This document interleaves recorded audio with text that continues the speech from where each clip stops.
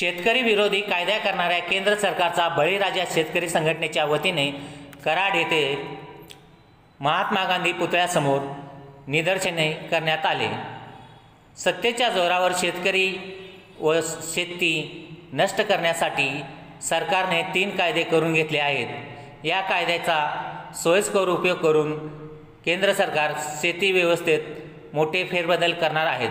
त्यातूनच शेतकरी मालकी हक्कातून बाहेर काढून भांडवलदारांचा कामगार बनणार आहे। थोडक्यातच शेतकऱ्याला गुलामगिरी पत्करल्याशिवाय लागणार आहे। या कायद्याचा परिणाम स्लो पॉयझन प्रमाणे होणार आहे, असे मत बळीराजा शेतकरी संघटनेचे केंद्रीय अध्यक्ष पंजाबराव पाटील यांनी व्यक्त केले। यावेळी जिल्हाध्यक्ष साजिद मुल्ला, जिल्हा उपाध्यक्ष सुनील कोळी, दीपक पाटील, पोपट जाधव इत्यादी उपस्थित होते। गेल्या आठवड्यामध्ये केंद्र सरकारने जे शेतकरी विरोधी 3 कायदे केले, हे खऱ्या अर्थानं शेतकऱ्यावर जुलूम करणारे, अन्याय करणारे हे कायदे आहेत। येणाऱ्या काळामध्ये त्याचा महाभयंकर परिणाम शेतकऱ्यांच्या जीवनावर होणार आहे।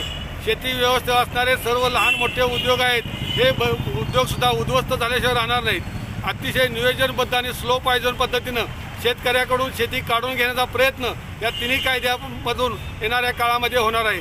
शेतकऱ्यांनी जागीच वेळीच सावध झालं तर यातून शेतकरी वाचेल, अन्यथा शेतकऱ्याला गुलामगिरी केल्याशिवाय पर्याय राहणार नाही। अशी येणाऱ्या काळामध्ये परिस्थिती निर्माण झाल्याशिवाय राहणार नाही। बळीराजा शेतकरी संघटनेच्या माध्यमातून मी या ठिकाणी सांगू इच्छितो की आज आम्ही या ठिकाणी फक्त केंद्र सरकारच्या विरोधात जाहीर निषेध केलेला आहे, परंतु केंद्र सरकारनं हा कायदा, जुलमी कायदा लवकरात लवकर परत घ्यावा आणि शेतकऱ्यांना त्यांचं स्वातंत्र्य ठेवलं जावं, ही आमची बळीराजाची प्रमुख मागणी आहे। येणाऱ्या काळामध्ये हा कायदा रद्द न झाल्यास केंद्र सरकारच्या विरोधात संपूर्ण महाराष्ट्रामध्ये एक तीव्र आंदोलन केल्याशिवाय बळीराजा शेतकरी संघटना शांत बसणार नाही, हा इशारा या ठिकाणी मी आज देत आहे। आजचं आंदोलन आमचं शांततेचं आंदोलन आहे, परंतु या कायद्याचा परिणाम हा अतिशय भयानक परिणाम येणाऱ्या काळामध्ये होणार आहे। शेतकरी उद्ध्वस्त होईल, शेतकऱ्याबरोबर शेती व्यवस्था उद्ध्वस्त होईल। शेतकऱ्याची मालकी हक्क या कायद्यामुळे शेतीवरचा राहणार नाही, असा कायदा, जुलमी कायदा येणाऱ्या काळामध्ये होणार आहे। त्यामुळं आपल्याला मी सांगू इच्छितो की येणाऱ्या काळामध्ये सर्व शेतकऱ्यांनी एकत्र होऊन येणाऱ्या काळामध्ये केंद्र सरकारला विरोध केला पाहिजे आणि त्या माध्यमातून केंद्राचा हा कायदा थांबवून थोपवला पाहिजे, तरच शेतकरी यातून वाचणार आहे। आज जे देशामध्ये अतिशय स्वस्त दराने दूध असेल, भाजीपाला असेल, अन्नधान्य असेल, हे सर्व एकमेव मिळतं, ही शेतकऱ्याच्या घामातून, श्रमातून मिळतं।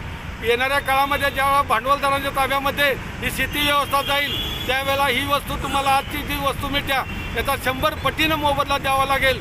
येणाऱ्या 5-10 वर्षामध्ये हे सर्व घडणार आहे, याचा इशारा या ठिकाणी मी आता देत आहे।